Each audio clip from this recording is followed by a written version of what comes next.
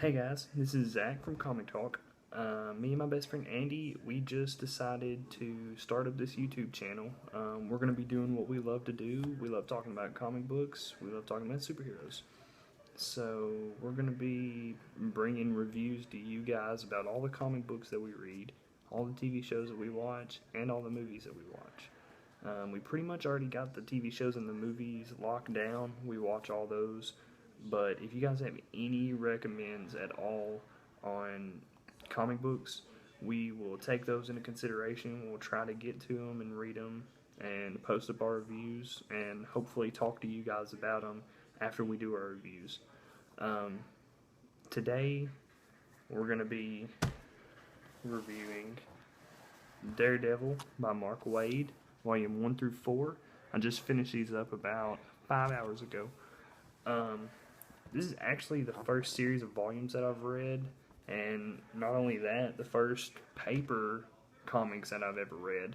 Usually I've read like comics on the internet, like on apps and stuff like that. I went and bought some comics, and it's just not the same. I like it a whole lot better with them being right in front of you. You get the feel of it.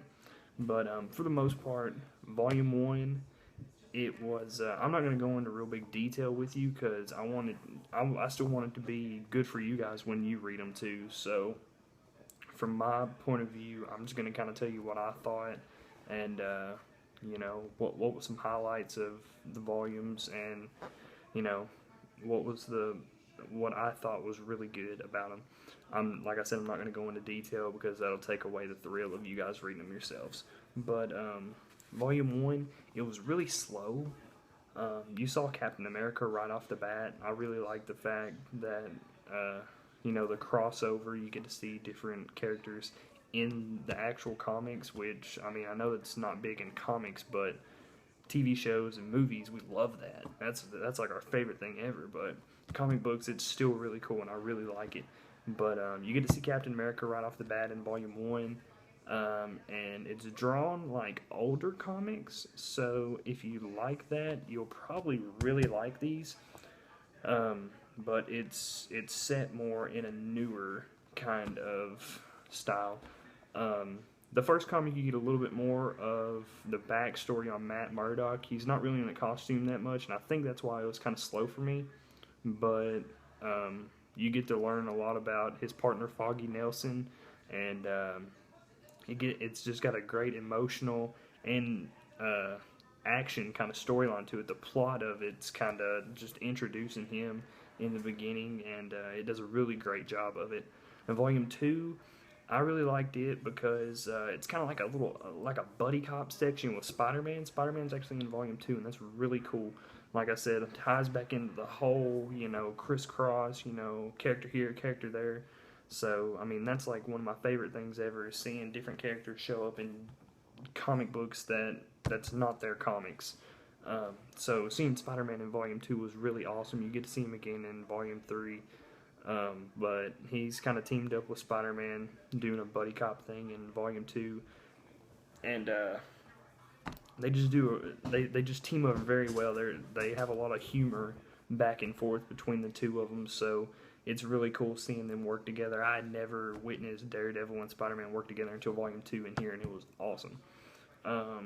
You get to see Black Cat, and there's a little mix-up there, and kind of couple emotional tie-ins and that you guys might notice as well.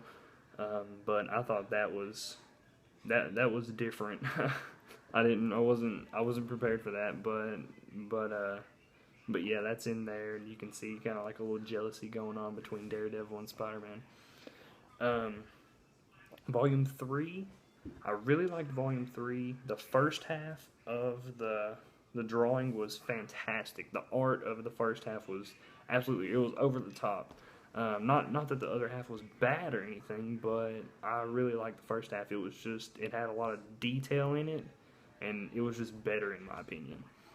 He also teams up with Spider-Man and the Punisher in the first half when the graphics are good, and that's pretty much the highlight of Volume 3. Other than that, there's this whole backstory going on about the Omega Drive through Volume 1 and 3, and he finds this Omega Drive, and he's the only one that has it, and it's got all this information about the big six villains, like AIM, Hydra, the Black Spectra.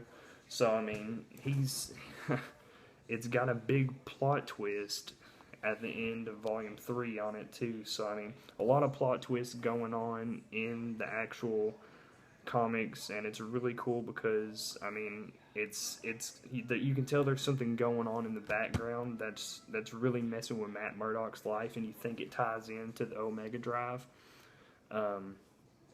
But they lock that down in there, and you'll get to see that if you pick them up and read them, which I highly recommend. Volume 4, another big plot twist. Kind of Matt Murdock, Foggy Nelson, his partner, kind of portrays him to be over the edge crazy. So he's on the verge of losing his best friend over this, and he's starting to question himself. And you get to see Ant-Man, Iron Man. You get to see Doctor Strange in Volume 4, so that one's really cool too for other characters to be combined into one volume like that. And you run into a couple of villains that are new to me, anyways. The Spot and Coyote, and there's a big ordeal with them at the end, and this big final fight that they go through. It kind of throws you off a little bit, but Matt finds his way out of it, and brings peace back. Me and Andy we're planning on going halves and buying the last 4 volumes, and after that we will most likely be doing a review over them as well. Look for a video in the next couple of days from Andy, because he's going to be doing reviews on the Scarlet Spider, I believe Volume 1 through 4 as well, and that's what's going on his end. But if you like what you see, guys, just subscribe to us, follow us on Twitter. We'll be keeping you posted on new stuff on Twitter, like Batman versus Superman. We'll be doing a lot of Batman versus Superman on Twitter, so anything updating, like the Flash TV show, Arrow Season 3, anything that's going to be updating like that, we're going to be doing it on Twitter. We're going to be keeping you updated on all that stuff. So if you like being updated, you like keeping up with all that good stuff, just follow us on Twitter. We'll be doing a lot more comic book reviews. This is my first one. I hate to cut it short, but if you guys have any questions at all, just comment in the box below, and we'll be sure to get back with you on that. Tune in next time for, I think I'm going to be doing Flash Rebirth, so I'm pretty excited about that because Flash is my #1 favorite superhero. So come back, watch my review on Flash. I hope you guys like the little insight that I gave you on the Daredevil 1 through 4. I didn't want to give you too much because I want it to still be exciting for you whenever you read it. But like I said, follow us, subscribe, and come back next time. Thanks.